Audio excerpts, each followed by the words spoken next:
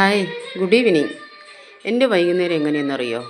ഈ വിളക്ക് വെച്ച ശേഷം കണ്ടോ, കൃഷ്ണ ഭഗവാനാണ് കേട്ടോ, ഗുരുവായൂരപ്പൻ. ഭഗവാനെ ഒന്ന് പ്രാർത്ഥിച്ച ശേഷം പിന്നെ എൻ്റെ അമ്മയൊന്ന് പ്രാർത്ഥിക്കും ഞാൻ. അതെപ്പോഴും ഉള്ളതാണ്.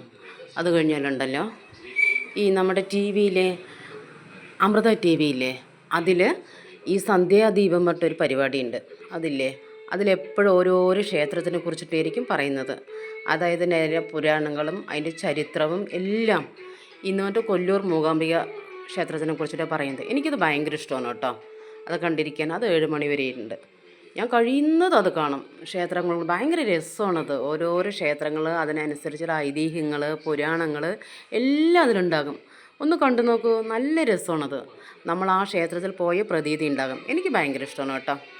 നല്ലൊരു രാത്രി ആശംസിച്ചുകൊണ്ട് ബൈ.